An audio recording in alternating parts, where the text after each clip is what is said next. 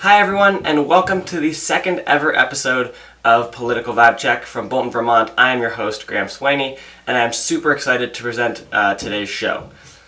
Before I jump into today's show, however, I wanted to talk about how the last podcast went. Overall, we were very proud of it. However, I have had the opportunity to talk to a friend of mine named Sally, and she had a couple of criticisms for the last show that I would like to acknowledge.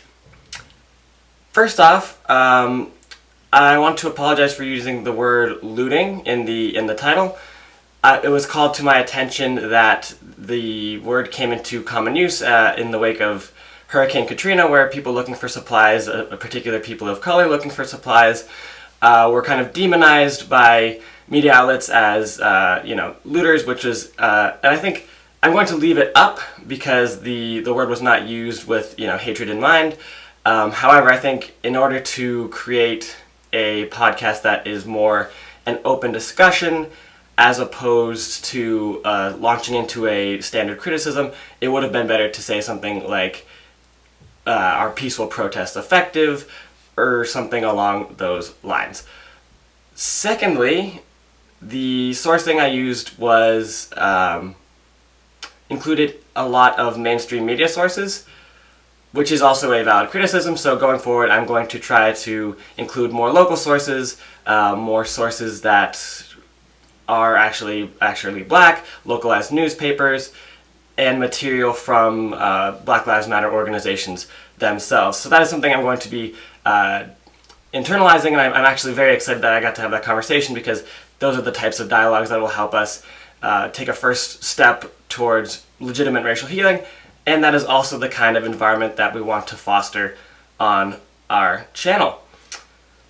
Let's see, moving on, we are hoping, I looked at the episode from last week and I was pleased with it, but I'm really hoping in the near future to improve production quality, better visuals, as well as improved audio quality. So we're hoping to get some mics, and hopefully that will improve the quality for all of our viewers and watchers. We also are going on to social media, so we will leave the description below. So we're going to be on Twitter, Instagram, Facebook, so please go ahead and check us out there. I think those are great forums for the types of discussions and debate we would like to have, so please feel free to check those out and go and leave comments and start discussing the type of material. Feel free to share there. We would love to kind of expand our circle. Alright, so let's go ahead and... Oh, one more thing I almost forgot. I'm really excited to announce that our good friend Dante Vignuzzi will be joining the Political Vibe Check team as a researcher. He hasn't worked on this episode, but he's going to be doing some of the research in future episodes, and then will probably appear on the podcast later. So very excited to have him around. But without further ado, let's go ahead and I will give an overview for what this podcast will look like. This week we're going to be staying on the topic of Black Lives Matter, but taking a look at how its ripple effects have affected countries around the world. To do that, we're going to be looking at India as a case study and talking about the impact the Black Lives Matter has had on debates about colorism in the country, and the role Bollywood stars are playing in that debate, and the role they should play, and how we can go forward from there. In order to do that, I will start with an overview on colorism to catch everyone up to speed. This is a very new topic for me as well, and I'm excited to present on it, but as always, would love to be pointed towards new articles. I would love to have criticism, comment, discussion. So please, anyone who's watching, please feel free to reach back out to us. I'm by no means the absolute authority on this matter, but so please reach out to me, and I would love to further the discussion after the podcast itself. After my review, we're going to be going to Danny, and then we're going to be bringing in Rupdeep Kaur from India, who will be talking about their experiences with colorism and their opinion as well. Just to disclaim any potential conflicts of interest, Danny does know Rupdeep, but we don't think that's going to be a problem for the purposes of the podcast. So without further ado, let's check that vibe.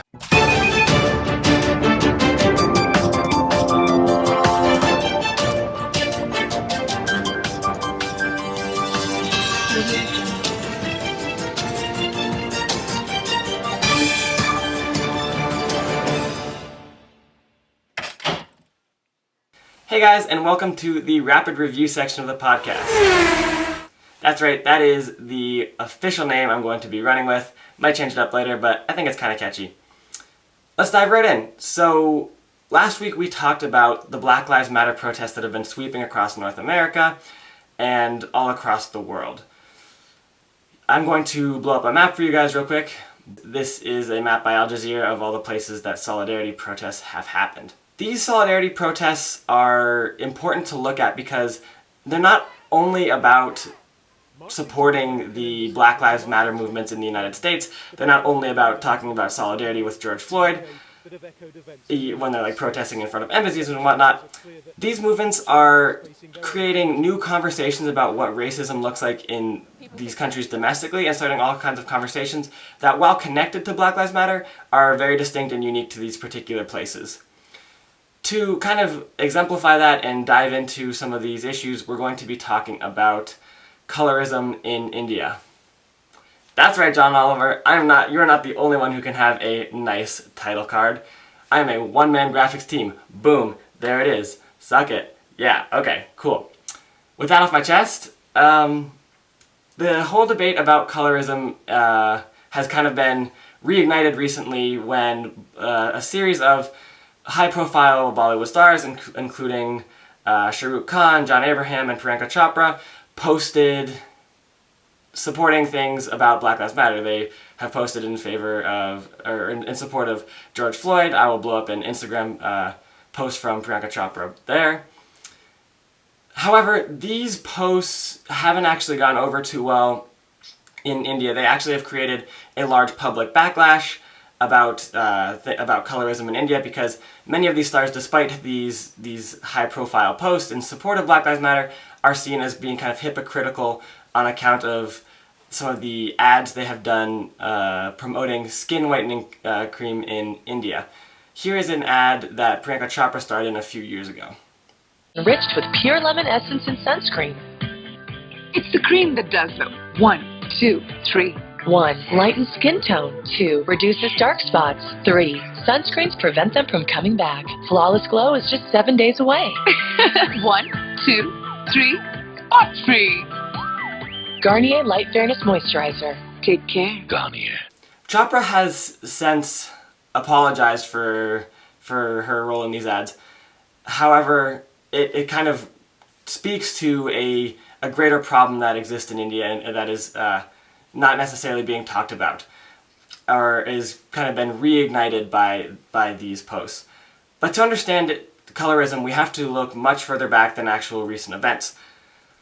Colorism traces a lot of its roots back to colonialism. When the British arrived in India, they promoted a strong racist agenda that said that white was a better color. They said that whiteness gave them the divine providence to rule over India, and they promoted this narrative aggressively by repeating it to the Indian populace, and they also would do things like privilege the types of positions and access they would give to lighter-skinned Indians. So that is a lot of why that is entrenched. However, there are several other layers involved. One of them is class, insofar as color is a tool that can be used to discriminate against low-wage workers, because there are several narratives that try to intertwine the idea that outdoor and harsh labor often leads to the darkening of skin, whereas people who can afford to spend time indoors will often have a lighter complexion, and it becomes a social symbol of high power and status. It also has to do a lot with region, insofar as people who are of a Chinese or Mongol descent, even though they are Indian citizens and they live in the northeast provinces in particular, they often face discrimination and are treated as if they are not members of Indian society. The same goes for many black students who are international students who have either immigrated or are international students from Africa. They often face discrimination, which is often even turned violent. I have linked some stories from Aljazeera about the type of violence that these people have faced, the type of suspicion they face from the type of suspicion they face in India, and then as well as the type of complacency that is often exhibited by Indian authorities. So, but on putting aside the more overt and violent discrimination that Indians often face as a result of colorism, it is deeply entrenched in perceptions around romance, dating, and power. People with fair skin are seen as more desirable, as partners, as a good match to secure wealth and appear to have good social standing within society. Neha Mishra wrote a really good article that I've linked, and within it she conducted a study that asked 100 Indian students about perceptions of fairness. She asked them, one particular question she asked was, is lighter skin or fairness associated with being more pretty? 77% of males and 63% of female respondents said that it was. So this is something that is deeply entrenched in how Indians view themselves, deeply entrenched in how they view other Indians around them. And this has a strong impact on the type of, on the open market in India. So this involves lots of TV ads, Bollywood movies, and just media in general using lighter-skinned actors and actresses whenever possible. The same article by Neha Mishra found that 90% of ads and TV programs just ads in general across India were using lighter-skinned actors and actresses. So that is deeply kind of reinforced the idea that white or fair skin is just simply more important, it is simply more acceptable, and the converse as well, that dark skin is not as desirable, is not as acceptable within society. And of course, as we discussed earlier, it has led to this aggressive pushing of these skin whitening products that have really caught on in India, despite the fact that they can often, cause all sorts of risks like mercury poisoning, skin cancer, liver damage. I've linked an article by some Indian authors from the conversation. If you're interested, I definitely recommend checking that out as well. Where that leaves us now is that this issue is often kind of swept under the rug. It is often kind of seen as not a priority, or it kind of clashes with the Indian identity as a diverse and accepting nation, as the world's largest democracy. However, there is kind of, especially with this backlash online and with organizations like Dark is Beautiful kind of gaining traction, there is kind of an understanding that colorism is an issue in India, and it does have an impact on what opportunities you have based on the color of your skin. So for more analysis on colorism in India, the relationship it has to Bollywood and Black Lives Matter, we're going to go to our guest, Roopdeep Kaur. She is a member of organizations like Initiators of Change and the Renaissance Organization. She helps train underprivileged people and give them soft skills, among other things. We will also be bringing on Danny. So without further ado, let's go to the analysis. Hey guys, welcome to the show. How are you today? Hey, we're doing okay. All right. So would you guys like to go ahead by giving a quick introduction? Okay, so I'll go ahead with it. Well, I'm Roopdeep.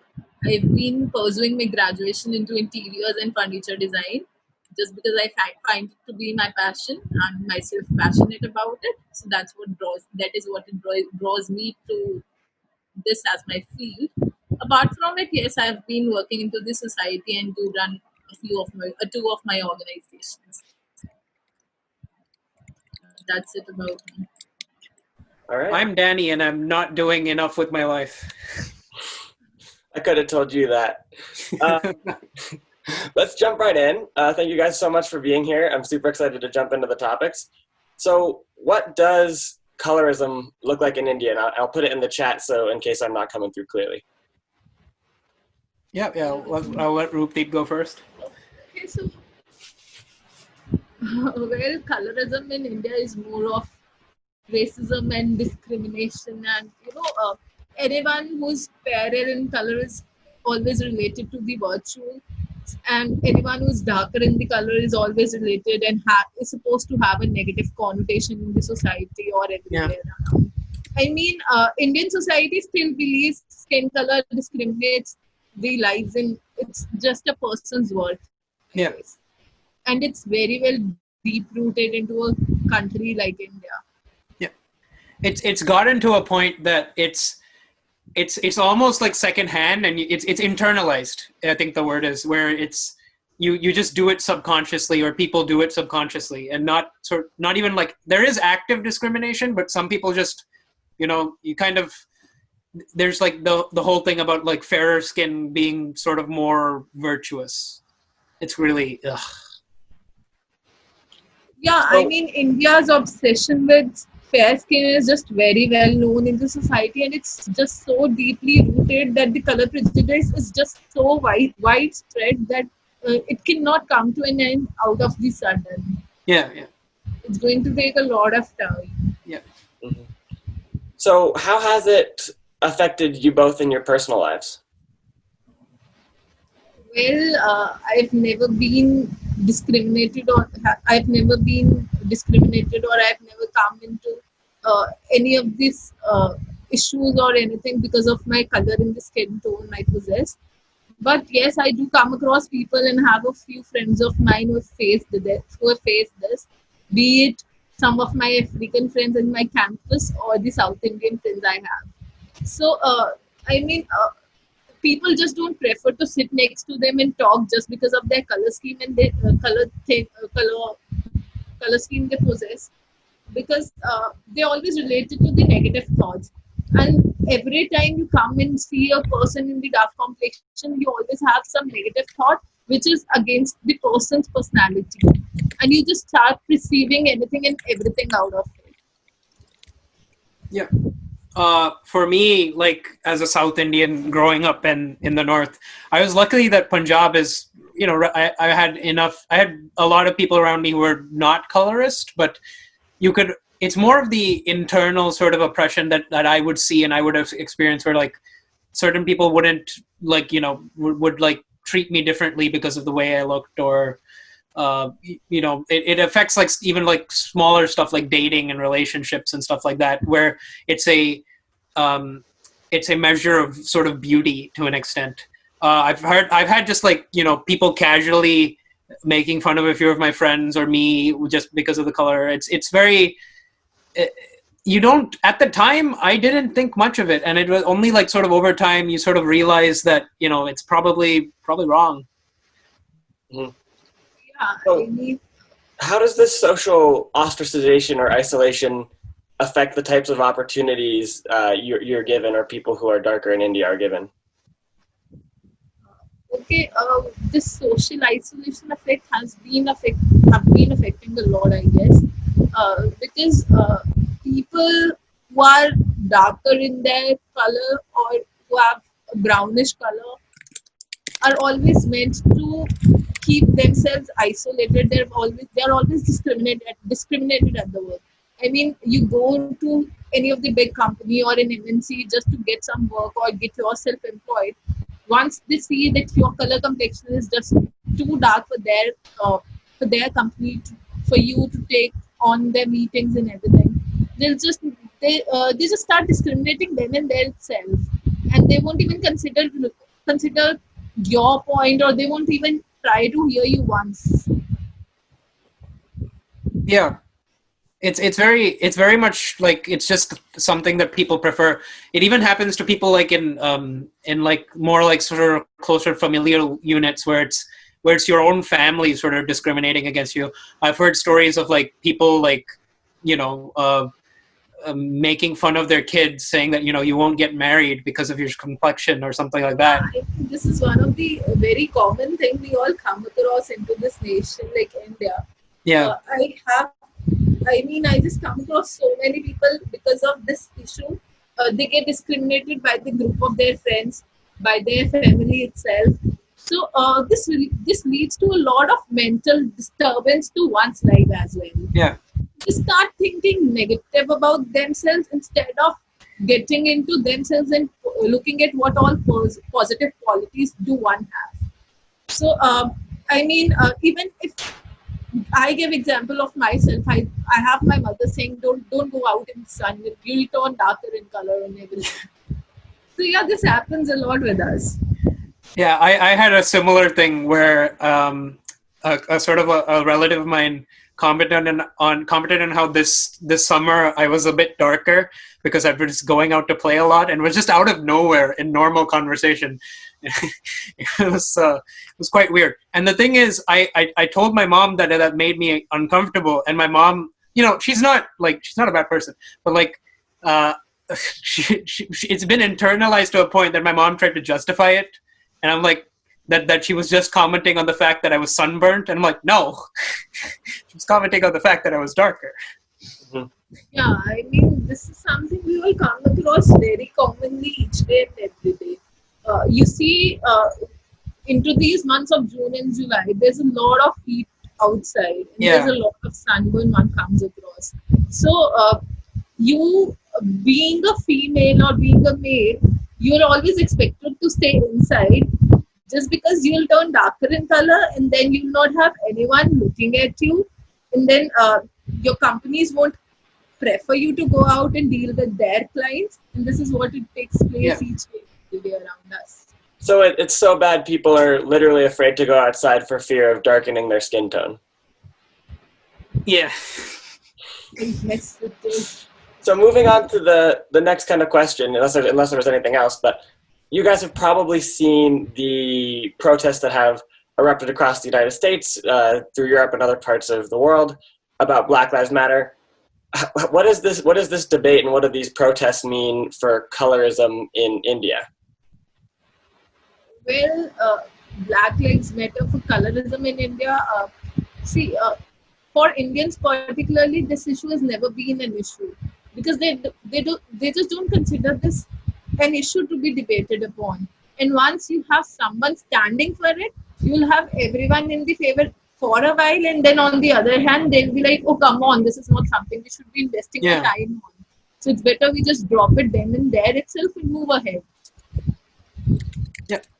Yeah, like even when I told some of my some people that we were doing this, it was like this topic. It was like, oh, it's not an issue, and we're like, we have bigger issues. Like it's constantly swept under the rug, and it feeds into so many other things. Like it has its base in sort of caste discrimination, and on top of that, there's so many layers, but no one really wants to talk about it because it makes us uncomfortable, and it flies in sort of and that's what BLM has managed to do, is like restarted that debate, and we saw the same sort of cycle happen again where people got outraged that there was colorism or some there in India, and then it's slowly dying down because people are starting to forget. And I think it brought up the debate again, BLM, but I don't think the Indian people aren't going to sustain it. Mm-hmm. So kind of on that, the kind of connection point is that Bollywood stars have tweeted and posted on social media in solidarity with these protesters in the United States. What has the effect been in India? Well, Bollywood celebrities have themselves been endorsing all kinds of fairness products. Today or day before or yesterday, they have been doing it each day and every day very shamelessly. And out of the blues, when they listen this George Floyd case, they just come out to be so much someone who is so much against this this caste, this racism and everything. So they just start posting against this BLM and using hashtags Black Lives Matter, where on the one hand they've just been promoting it directly or indirectly somehow. Secondly, yes, this leads to dollar deals for them and the fairness cream companies too. So this is what it has been gaining them more of more of prosperity and more of them being on the screen on nation and internationally as well. But when it comes to India, I don't think social media is giving that much of coverage as much it should have been throughout. But then yes, Twitter and Instagram handles are always full of it. Yeah, I it pretty much just Roopdeep summarized it. It's more the issue of the hypocrisy of, oh, you support fairness creams, yet you're talking about Black Lives Matter in the U.S. and yeah, it's dying down, and it was big for a while, and it just shows that people are forgetting. It's pretty bad. Yeah, I mean, being neutral into this situation of injustice is like you have been on the one side of oppressor, and then on the other hand, you are doing this to the Yeah, one. yeah, exactly. All right. And some of, like you said, some of these stars have both promoted Black Lives Matter on their social media and promoted these fairness products. So, what do you think their motivation is? Are they truly changing? Are they having a conversation, or are they Money, trying to capitalize? money. I mean, yes, they get their $1 billion deals. You have Fair and Lovely in India, and it is one product which sells like anything into this country, and people are so obsessed with fair color that they'll do anything to get fairer. Whether Yeah, it's doing homely things, making masks at home, applying haldi or anything, or whether it is spending lakhs shamelessly and worthlessly on these fairness products.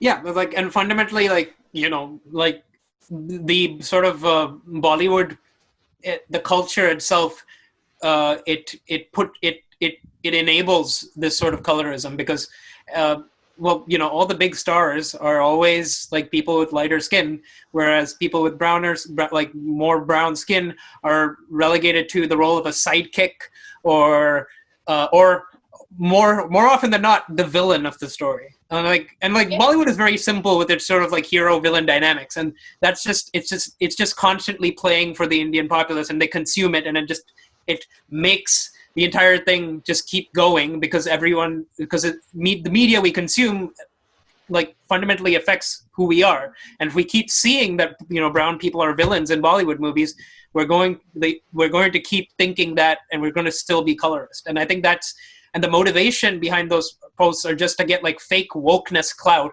to cover up the fact that they're like enabling colorism. yeah. If it's negative thing, brown color is considered to be negative, so they'll just relate to the villains or give it a side Yeah, role. And this exactly. is how simple it is for the Bollywood to work ahead with it. Yeah. So, with that in mind, where do we go from here? What is needed from Bollywood stars to push this debate forward And productively? Well, what I think is there's a need of, there's a responsibility to educate themselves and end this hatred for the brown color. And instead, we always consider this equality and fraternity, and we have everything imprinted in our, preamble or the constitution. It's just, these are just the words of saying, why don't we use them practically and bring into Yeah. the practicality of the nation? So I guess rather than just saying that we are equal, yes, you should start practicing it. Whether it is being on the racism topic, or it is a female and a male or anything, you should just start bringing the equality. And of course, this negative thinking should not move ahead. Instead, I think they should end the hatred into the themselves right there. I think like fundamentally I agree with the sort of like weirdness of Indian society that our entire nationalism and national identity is based off on unity and diversity. We've been told that since like kindergarten. Every day after we sing the national anthem, we like it's unity and diversity, but we hate each other. We Not divert. so many stereotypical things. You come across so many stereotypical thoughts and Yeah, so much of discrimination each and every day. And then on the other hand, you say we are a country which is unity in diversity. yeah. But like no one in like the average normal person in the Hindi belt is not going to give a shit about anyone from the northeast of the country.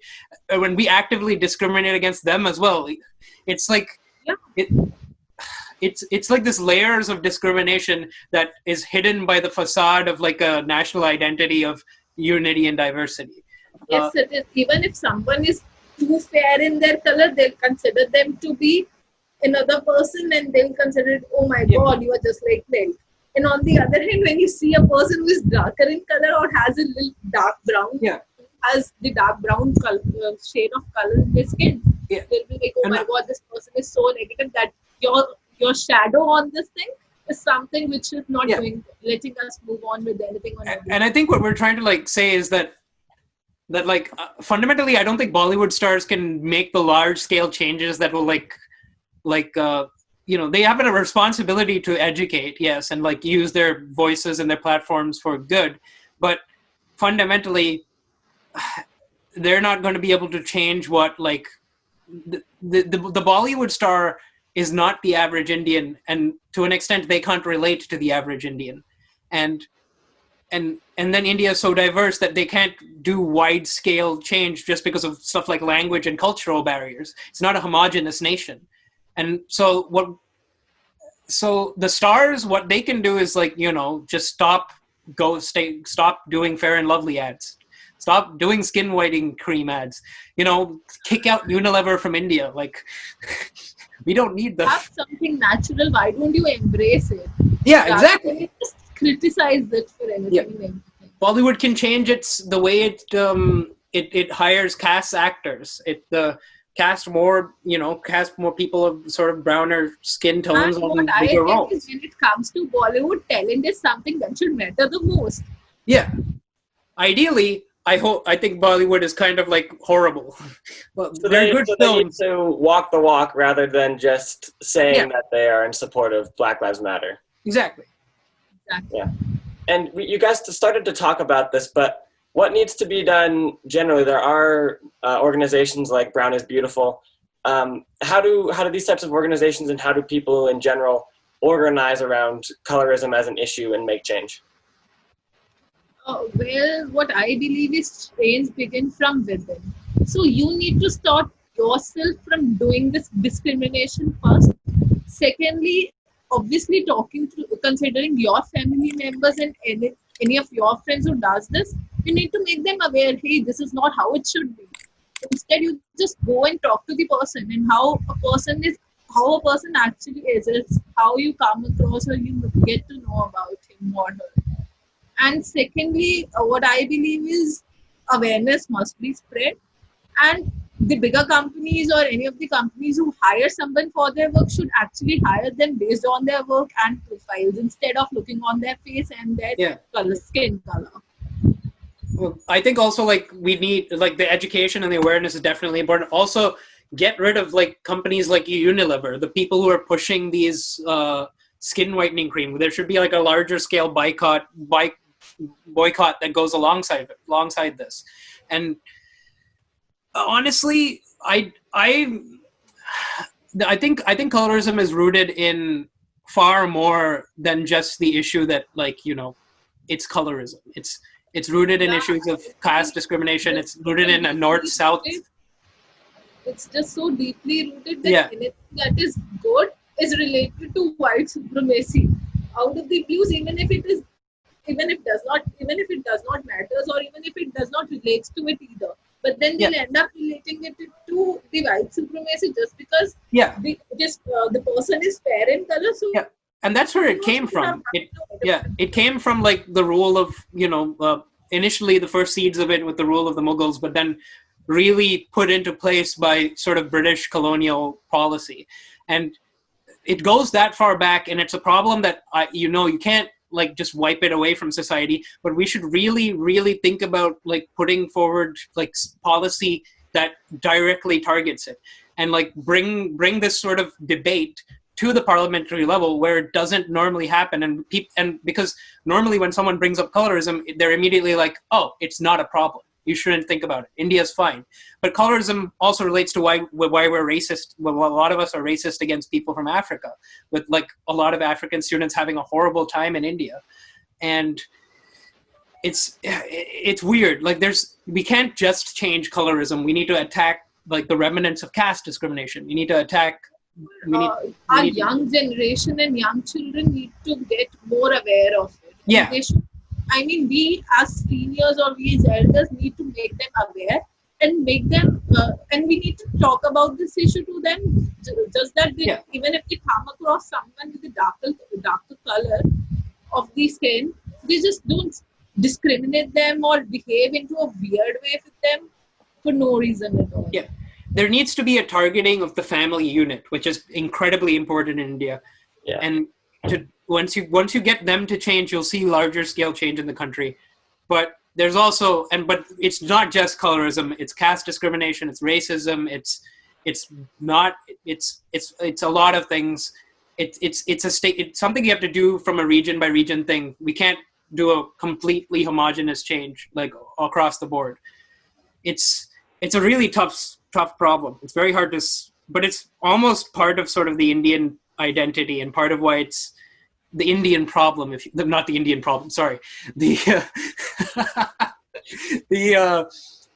sort of the puzzle of India. Yeah, and Danny, you said something earlier that I want to zero in on, because both of you have brought it up at some point today. You say families play a very important role in shaping perceptions around how people view their own skin tone. What role do families need to play if colorism is to be seriously challenged in India? Okay. Oh no, you go. So when it comes to family, I've seen many families who disown their children because of their skin color and all. So they just need to accept it as if the other child, just as the other child of the family is the blood of their family, and so is the person, so is the child who is born with the darker color, is the blood of their family too. They need to accept it first. Secondly, rather than making their child or the person into their family feel bad about him or herself, they need to make them count on their positive, points and everything, which makes them face the society each day and every day. And that is what it is more important to us. Abolish the family unit. Defund the family? Defund the family. Well, I guess that would work better. Raising children is now the duty of the state. Yes. No, I'm just kidding. Yeah.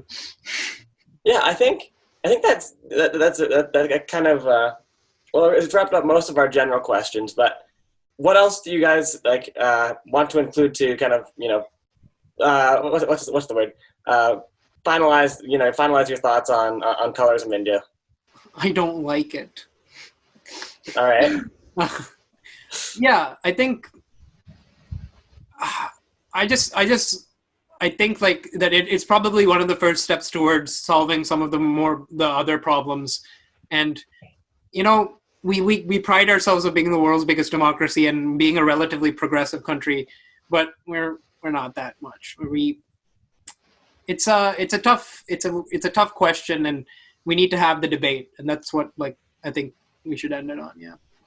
Well, here I agree with you, right, Daniel?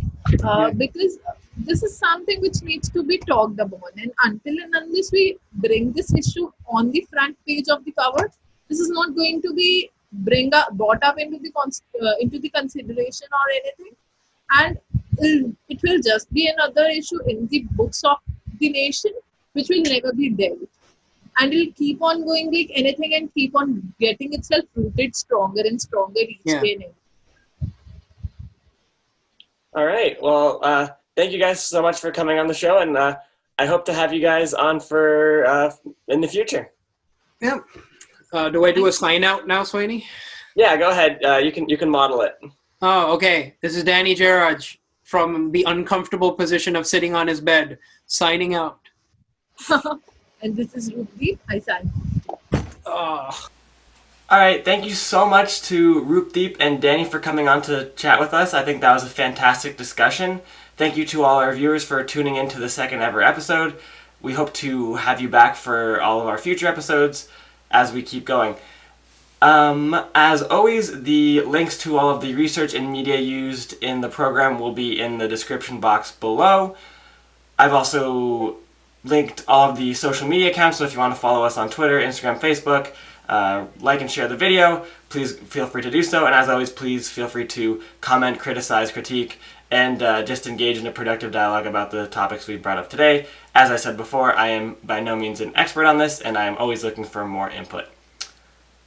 All right, that wraps it up. See you next time, and stay healthy.